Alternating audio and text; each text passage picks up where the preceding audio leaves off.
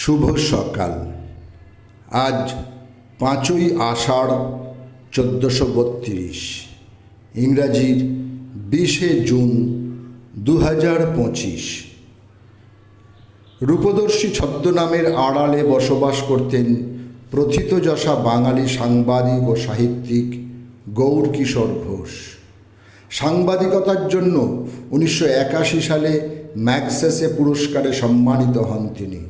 এছাড়াও 1970 আনন্দ পুরস্কার, 1982 বঙ্কিম পুরস্কার, 1993 হরদয়াল হরমনি পুরস্কার, মৌলানা আবুল কালাম আজাদ পুরস্কার তিনি অর্জন করেছেন। আজ তাঁর জন্মদিন। সময়টা 1923।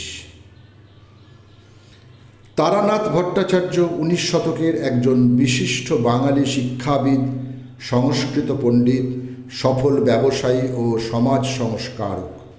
সংস্কৃত ভাষা ও সাহিত্যে অগাধ পাণ্ডিত্যের জন্য সংস্কৃত কলেজ থেকে 1836 সালে তিনি তর্কবাচস্পতি উপাধি লাভ করেন। 20শে জুন 1885, 72 বছর বয়সে কলকাতায় তিনি প্রয়াত হন।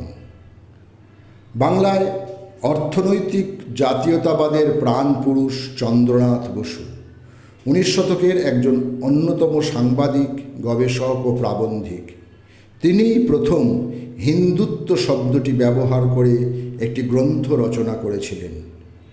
20শে জুন 1910 তিনি শেষ নিঃশ্বাস ত্যাগ করেন।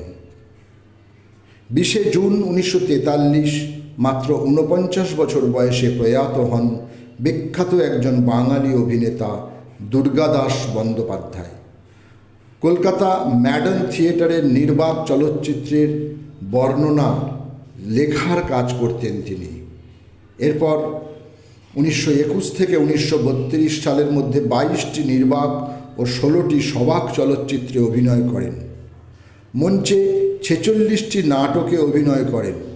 1925 সালে চিরকুমার সভা নাটকে তিনি রবীন্দ্রনাথ ঠাকুরের প্রশংসা পান। সন্তোষ সেনগুপ্ত ছিলেন একজন বিশিষ্ট রবীন্দ্রসঙ্গীত ও নজরুলগীতি শিল্পী। তাঁর পরিচালনায় গ্রামোফোন ডিস্কে রবি ঠাকুরের চিত্রাঙ্গদা, চণ্ডালিকা, সাপমোচন, শ্যামা ও বাল্মীকি প্রতিভা নৃত্য ও গীতিনাট্যগুলি প্রকাশিত হয়। আজ শিল্পীর মৃত্যুদিন। সময়টা 1984।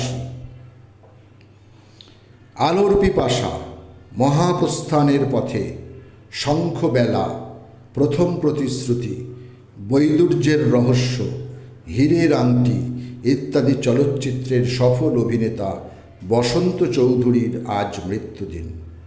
সময়টা 2000। সকলকেই আমার আনত প্রণাম।